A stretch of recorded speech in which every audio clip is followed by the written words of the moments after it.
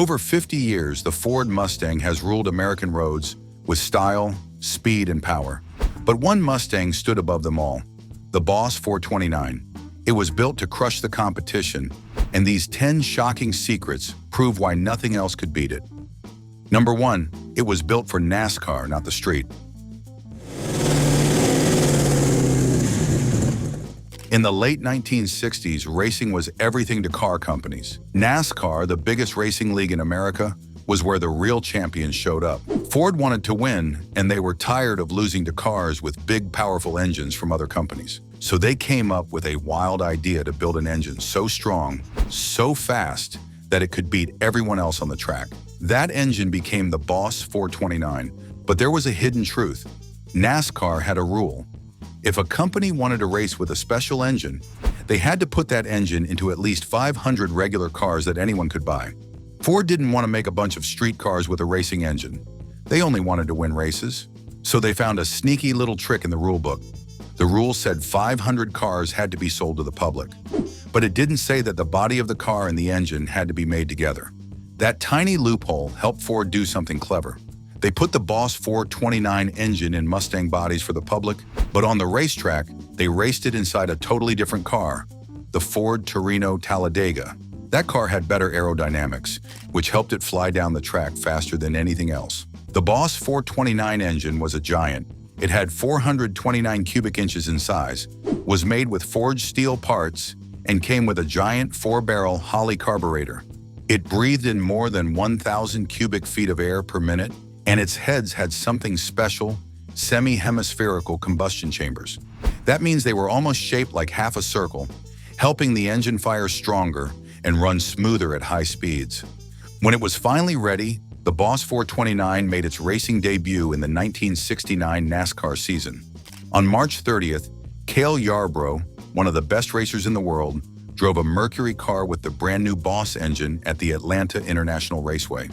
It was the engine's very first race. And what happened? It won. That's right, the Boss 429 won on its first time out, beating all the other cars and proving that Ford's bold plan had worked. It was a shocking moment in racing history. Not many engines win their very first race, but this one did, and it wouldn't be the last. Soon, other famous racers started using the Boss engine. Richard Petty, David Pearson, Donnie Allison, and Leroy Yarborough. These were not just drivers, they were legends. And they trusted the Boss 429 to take them to victory lane. That tells you how powerful and reliable this engine really was. Even though the official numbers said the engine made 375 horsepower, racing teams found ways to push it further. Some skilled builders were able to get over 620 horsepower from it. That made it one of the most powerful engines in all of NASCAR at the time. It roared like thunder and left other cars eating dust. For several years, from 1969 to 1975, the Boss 429 was Ford's main NASCAR engine. It was the heart of their racing team. But then everything changed. In 1975, NASCAR made a new rule. They lowered the engine size limit to 353 cubic inches, which meant the Boss 429 was too big. Just like that, the big block era ended, and the Boss engine had to say goodbye to the track. But its legacy didn't end there. What makes this secret so shocking is that the entire Boss 429 Mustang existed only to help the engine get into NASCAR. It was never truly made to be a great street car.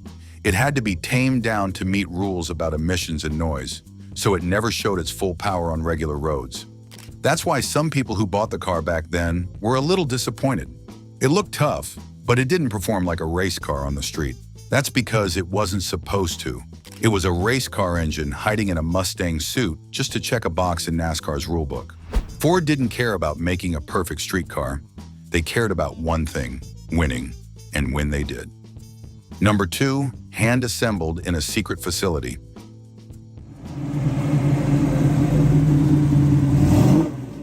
Before I reveal the next secret, take a moment to admire this stunning view of the Carcraft Brighton plant, showcasing the legendary Boss 429 assembly line. This very place is where one of the most exclusive and powerful Mustangs ever built came to life, and that's exactly what I'm about to dive into.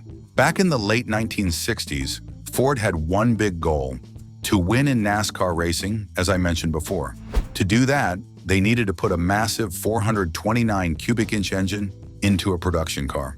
So Ford had to build real cars with that engine inside. But there was a huge problem. The giant Boss 429 engine didn't fit in a regular Mustang. It was too wide, too tall, and just too powerful. Even though Ford had redesigned the Mustang to fit big engines, this one was something else entirely. It needed serious changes under the hood and fast. But Ford's usual factories were not built to make those kinds of modifications. So Ford came up with a clever and secret plan. They teamed up with a small private company called CarCraft. CarCraft was located in Brighton, Michigan, inside a building that used to be a motorhome factory. This was not your normal car assembly line. It was more like a laboratory for muscle car magic. CarCraft had already worked with Ford before, even helping with the famous GT40 race cars. This time, their mission was even more extreme. Turn a regular Mustang body into a street car that could carry a NASCAR engine. Here's how it worked. Ford sent partly finished Mustang sports roof bodies to the CarCraft facility. These cars didn't have engines yet. The team at CarCraft would then take each car apart and rebuild the front end from the inside out. First, they moved the shock towers 1 inch forward to make room for the massive engine. Then they lowered the upper A-arms by 1 inch and pushed them outward by ½ an inch. The lower A-arms were also moved outward to give better cornering control. That was just the beginning.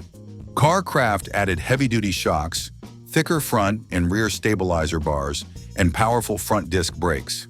Because the Boss engine was so big, they had to make more changes. The battery was moved to the trunk to free up space in the engine bay. A smaller brake booster was used, and air conditioning was not even an option. It simply couldn't fit. Each Boss 429 was put together by hand, one at a time, by a small team of experts. These workers were not regular factory line employees. They were craftsmen who treated each car with care, checking every detail to make sure the engine and car worked perfectly together. This kind of special work took time, and it cost Ford a lot of money. In fact, Ford lost money on every single Boss 429 that CarCraft built, even though the car sold for nearly $5,000, a huge price back then. And yet Ford kept going. Why? Because they had to build these cars to race. If they didn't meet NASCAR's rule about production cars, the Boss engine would never be allowed on the track. So these hand-built Mustangs weren't just street machines. They were racing tools. Each one was a step toward victory in NASCAR, and every bolt and weld had a purpose. Altogether, CarCraft built a total of 859 Boss 429 Mustangs in 1969 and 499 more in 1970. That's only 1,358 cars in total. For a major car company like Ford, that's a very small number. But for the racing world, it was just enough. One very special car, called Job 1, was the very first Boss 429 built for public sale. On January 15, 1969, CarCraft employees cheered as Job 1 rolled off the line. This was the first car that counted toward NASCAR's rules. Before that, CarCraft had made about 14 test cars. Some were crash tested, some were used for publicity, and others were pushed to their limits in rough driving tests. Those test cars were not sold to regular people. Job 1 even got its own unique number, KK1215. That number was printed on a foil tag inside the driver's door, marking it as the first official Boss for the public. From the outside, the CarCraft building didn't look like much, but on the inside, history was being made. One by one, these rare Mustangs were shaped, tweaked, and brought to life. Not many people saw what happened inside those walls, but the results rolled onto the streets and into racing history. Number 3, no traditional head gaskets were used.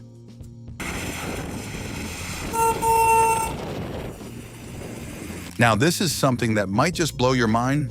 The 1970 Ford Mustang Boss 429 didn't even use normal head gaskets. That's right. The Boss 429, one of the wildest muscle cars ever made, skipped the usual gaskets and went with something much more extreme. It used hollow metal rings instead, something almost no other production car ever dared to try. Let's slow down and explain why that's such a big deal.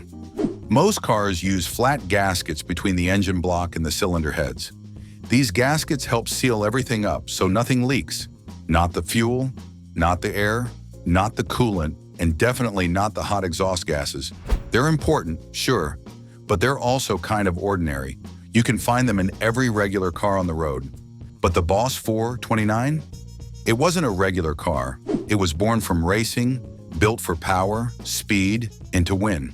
So Ford engineers knew that regular gaskets just wouldn't cut it. They needed something stronger, something tougher, something bulletproof. And that's when they brought in a top-secret idea from old British race cars and Ford's own Le Mans and Indy programs. Instead of gaskets, the Boss 429 used something called Cooper rings, also known as Wills rings.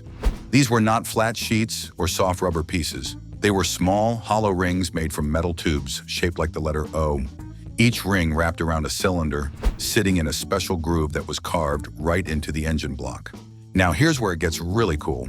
These metal rings were about 93 to 96 thousandths of an inch wide, and when the engine was bolted together, they got squished by about 16 thousandths of an inch. That small squeeze is what made the seal. It sealed each cylinder so tightly that no gas or pressure could escape, not even a whisper. And it did all this while leaving a tiny air gap of 10 thousandths of an inch between the head and the block. That's right, there was actually a little space between the two parts, and yet it was sealed up like a vault.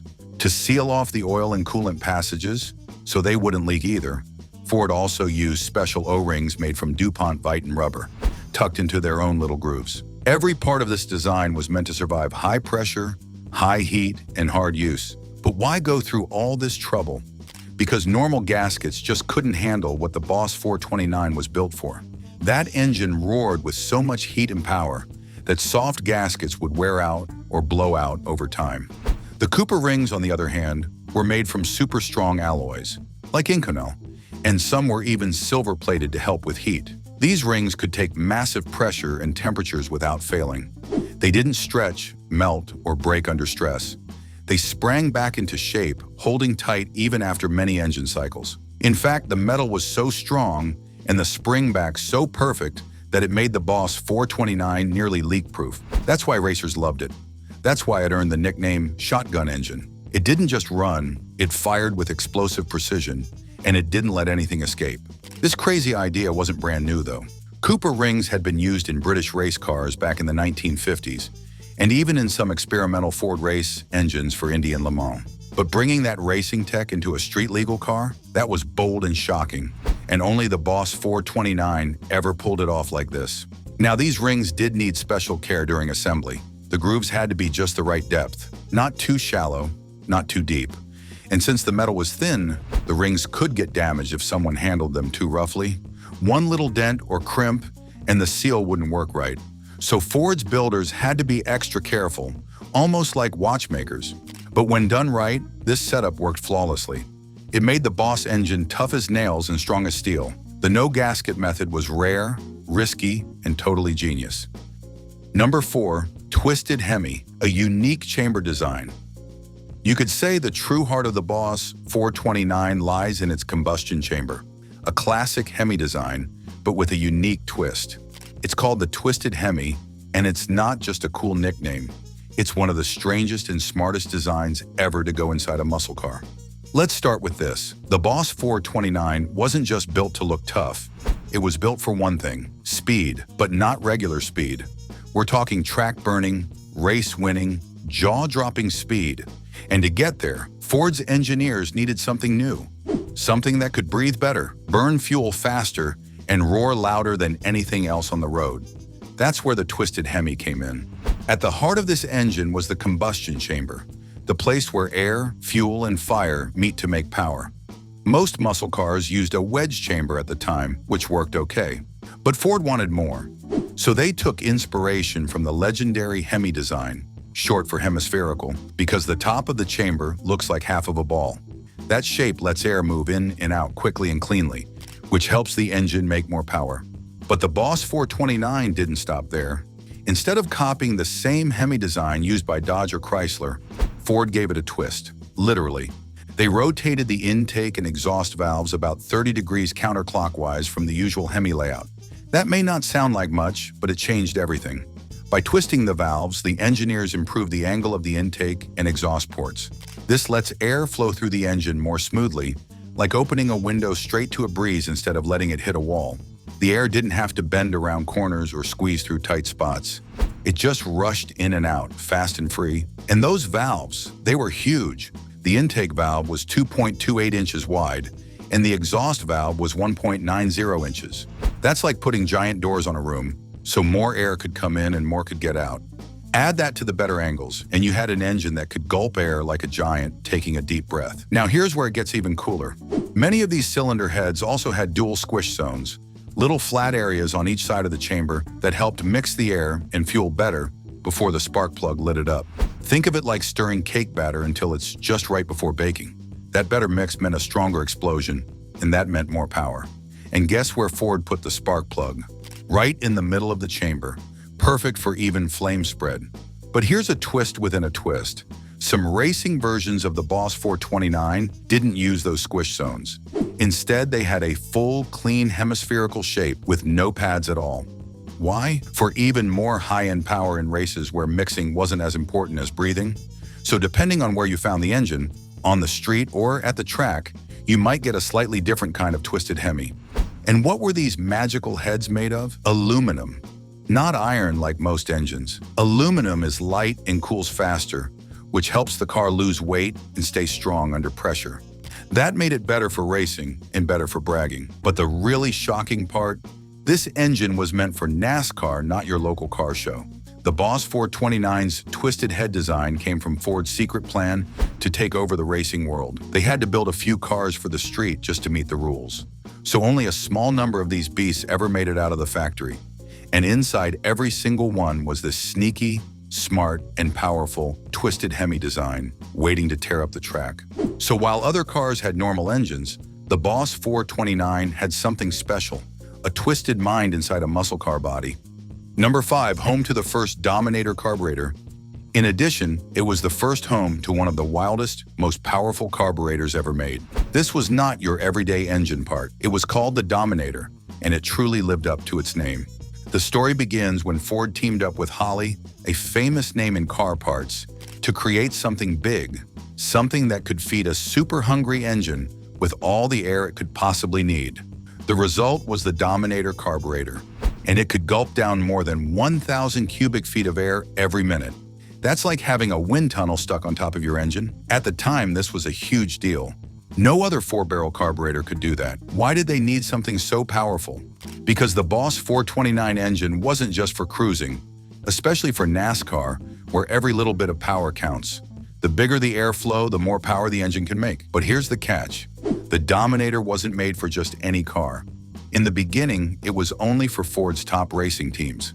Regular drivers didn't even get to see one up close. The Dominator was different from anything Holley had made before. Most carburetors back then were smaller, with tighter spaces for air to travel through. But the Dominator changed all of that. It had larger venturi openings, bigger bore centers, and an integrated base plate built right into the main body. That means it didn't just sit on the engine, it became one with it. Its massive body meant you couldn't use just any intake manifold. Nope, the Dominator needed a special one with a 5.380-inch square bolt pattern.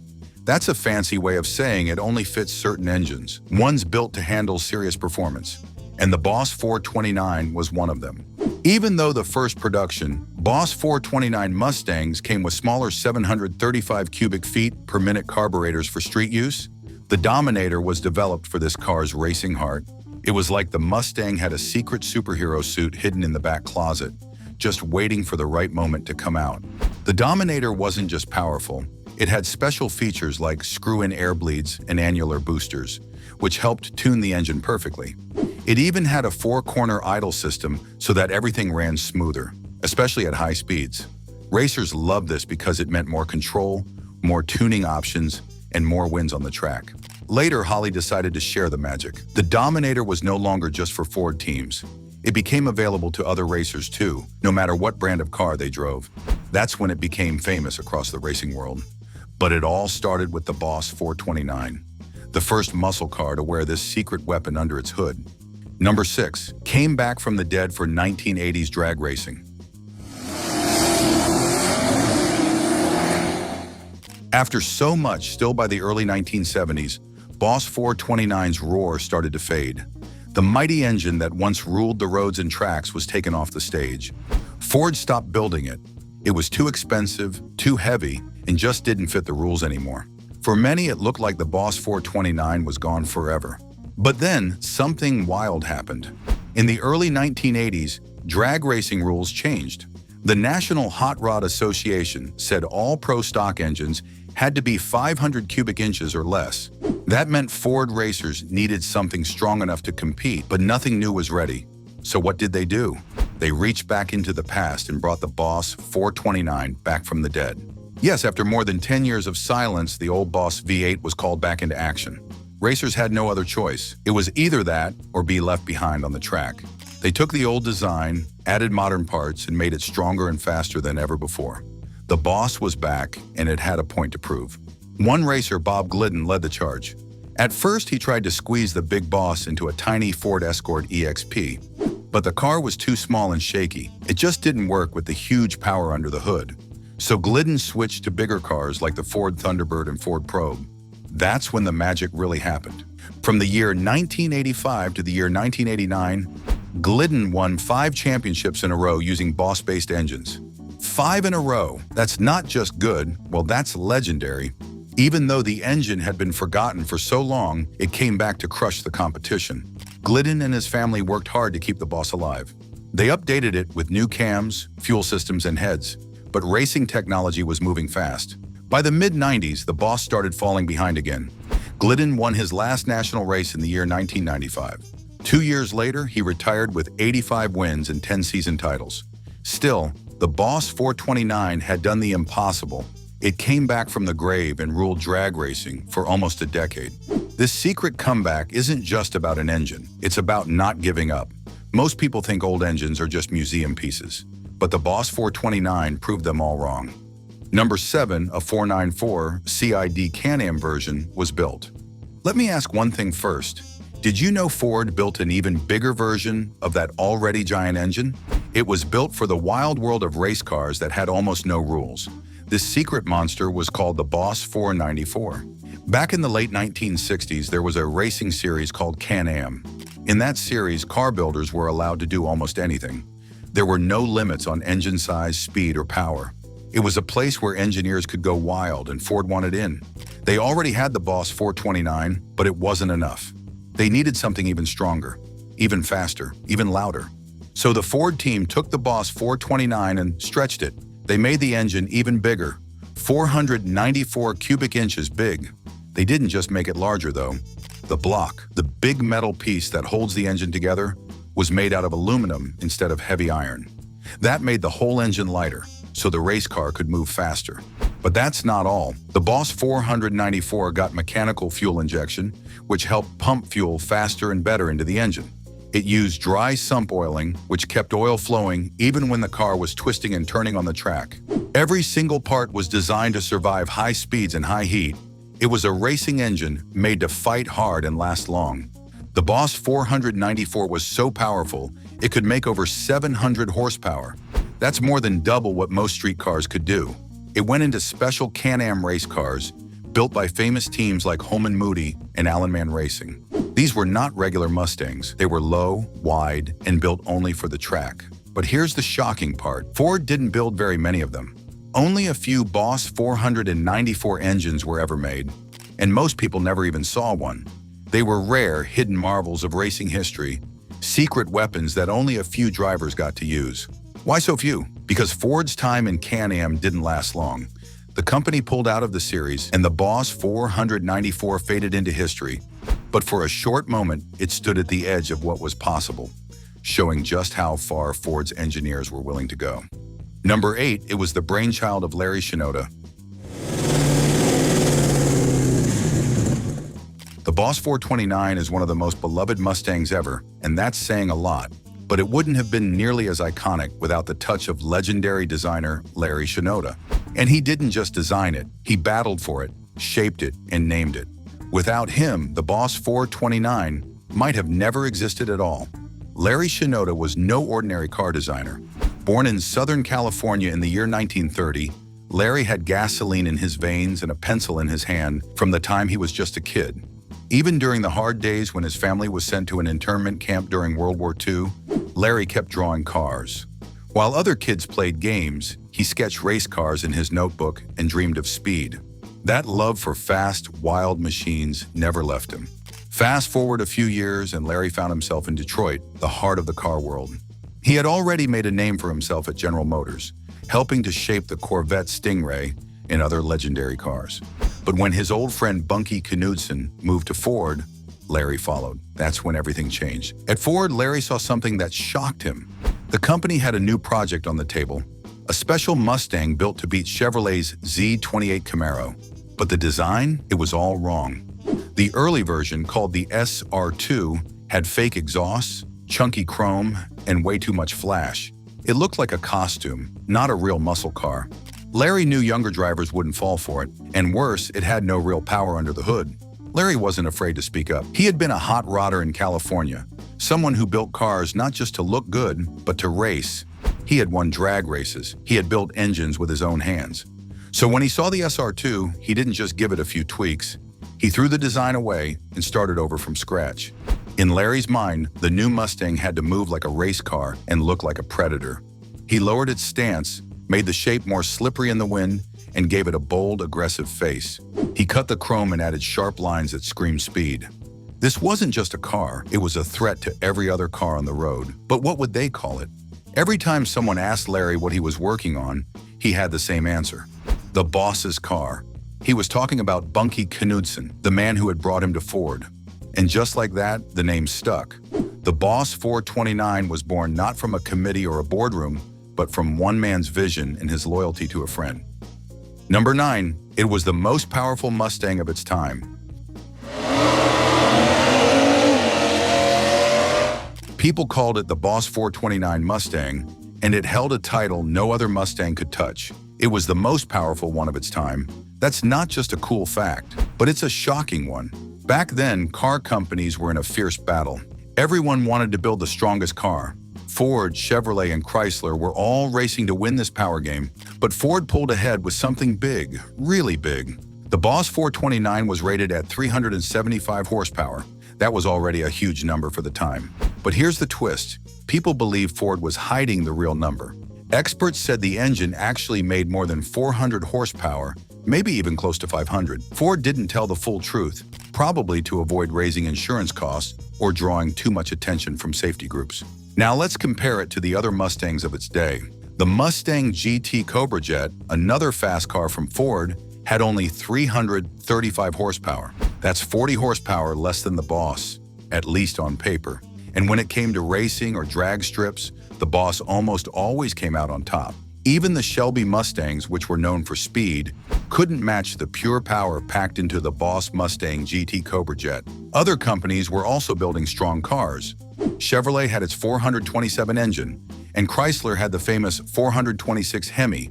Also, no other Mustang of that time could compete with the raw muscle the Boss carried under its hood. Number 10, the first Mustang ever fitted with a rear sway bar.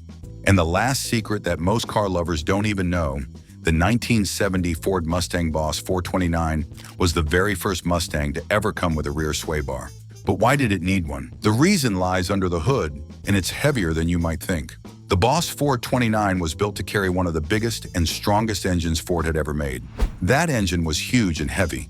It weighed so much that it made the front of the car very nose-heavy. Just imagine a kid wearing a giant backpack on their chest. Try running like that. You'll probably trip or wobble with every step. That's exactly what happened with the Boss 429 on sharp turns. The front of the car was so heavy that it made the whole car lean and roll more during corners.